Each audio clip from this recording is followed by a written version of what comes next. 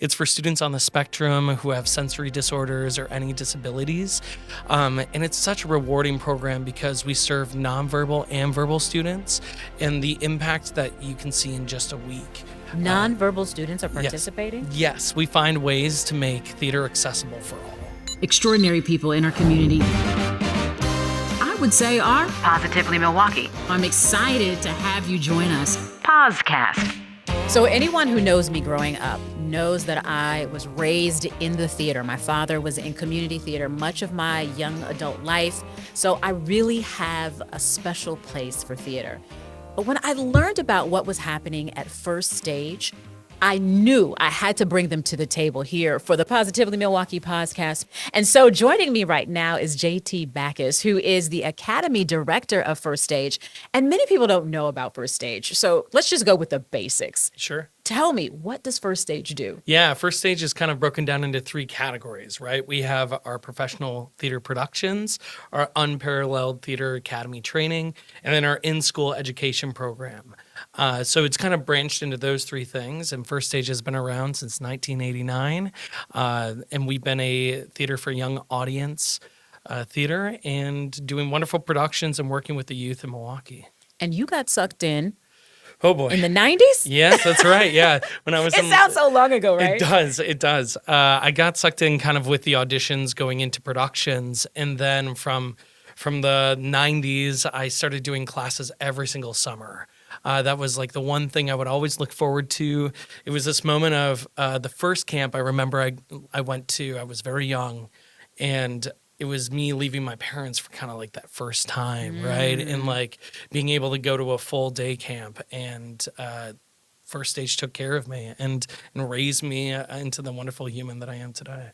And so from those academies, you now have programs, specifically I want to talk about the summer programs, that allow kids to really experience the theater in a way that most production companies don't allow kids. Can you speak on that? Yeah, so like in our academy, we teach life skills through stage skills because I mean, theater in general helps us become better human beings. But when we're applying empathy and compassion and confidence, right? Those skills. Those soft skills, yeah, right? those soft skills, like at the age of 4, imagine like what will be 18, right? You know, and so we serve all those ages, and you see the impact that all those skills have.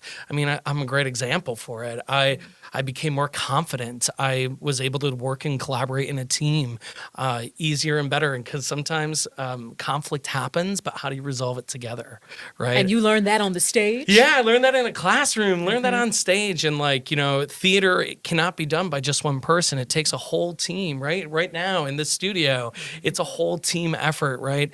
Lord knows it is a whole team. It is a whole team. It is not just me. But no, what I love is that, again, kids from, you were saying like K3 to 18 are having this experience, getting on the stage, building their confidence, and also learning about other people, that compassion, that I mean, that's so important. Like, sometimes it isn't about a performance at the end of the day. It's about I actually made a friend that I maybe never would have made if I didn't come to this camp. I think about the friends I've made along the way at First Stage. I still keep in contact with them. Maybe not from the 90s. I can't really remember many of them.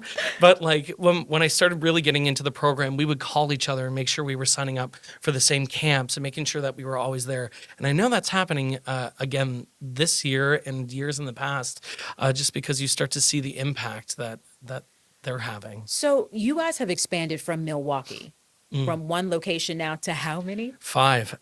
We are in the summer. We're going to be at our downtown location. We'll be in Brookfield. We'll be in Oak Creek. We'll be in Mequon, which is going to be brand new starting in the spring, and then in Kenosha as well. So, okay, you've made yourself accessible, but many parents might say, is it accessible for me to bring my child there? Oh, yeah. And we have scholarship funds as well as our Access for All program. So any student that wants to come to a First Stage class can.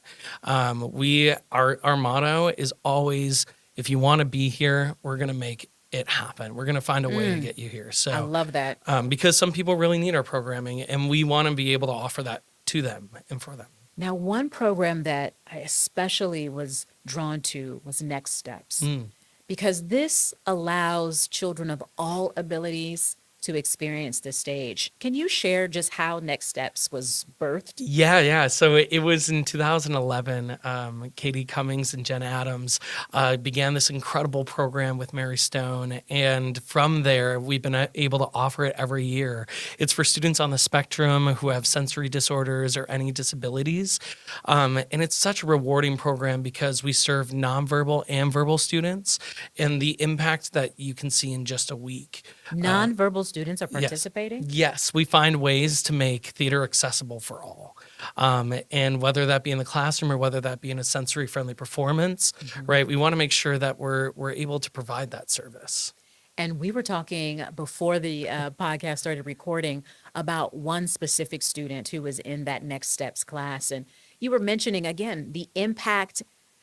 You still are in awe. Yeah, so one of our students recently just switched schools because they found that their friend that they were currently taking class with went to school there, and they were able to find not only a place at first stage that accepts them, but also a school that was able to accept them, and also get to see their friends. And it's really, I don't know. There's not really words for it when you start to hear from a parent being like, you have no idea how much of an impact this program means to my child because they feel like they can truly be themselves. It's like, I found my people. Yeah. I found my tribe. Oh, it's so incredible that there aren't any words that I can describe how beautiful that is to be able to say, a parent feels and sees their child seen.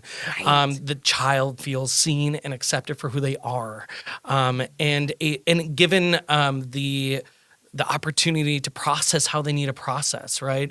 I think it's so important that Next Steps, we offer so many different ways to learn, right? You can be verbal, you can be nonverbal, and you can still get everything out of those classes. And you have this like one-on-one teaching. Yeah, so method? we have resource teachers that work with those students, and the students find their resource teacher that they are connected with and feel the most comfortable with. So we create that safe space that allows them to explore that. It's I pretty love amazing. that one story about the young man whose mother brought him to the course and said, look, he's nonverbal, but he's here and he's excited to be here. And you said, I take the challenge. Yeah. We're going to see what we can do, right? We're going to find different methods that work and some won't work, right? But a method did work with this young man, right? Tell me about that. He got to, we understood that he would say maybe one or maybe 2 words max. Okay. And currently in the scene that we were working on from an upcoming show, he was very excited about it. So Yes. we gave him a couple of words. Now there were 3 or 4 words. And the resource teacher got to work with him directly. And that whole week was just spent on like sounding out those words and also just working with that student and meeting them where they are. So then when it was time for the presentation and families were coming in front of kind of a public space in a way, like 20 to 30 people, this student spoke like 4 words. And I remember sitting in the front row just sobbing because I've got like chills up my arms just realizing that for a mother to hear her child speak the 4 words and they've never spoken maybe one word or, maybe emoted a sound, Yep. but this young man spoke 4 words. Yeah, and it's incredible because there are different signs and signals that we've worked on with this young person.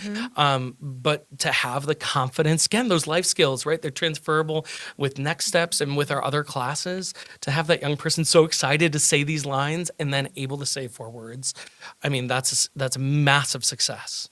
How can people help First Stage, especially with what we know here in the state of Wisconsin? Most fine art programs get no state funding. Yeah. How can people help? Oh, well, people can donate, right? We're always looking for sponsors or people that want to, if you want to specifically sponsor Next Steps or sponsor our theater academy, we're always looking for people that, or if you want to even help out with a satellite location, right?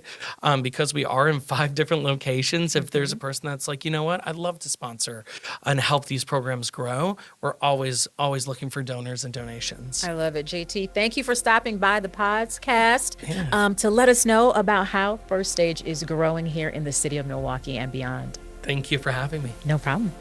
Is there someone in your community doing amazing work? An unsung hero, or someone just with an inspiring story to uplift us all? Well, I want to hear from you because I want to talk to them. Why don't you reach out to me with the email on the screen? And the next time you tune in, they may just be sitting next to me here on the Pozcast.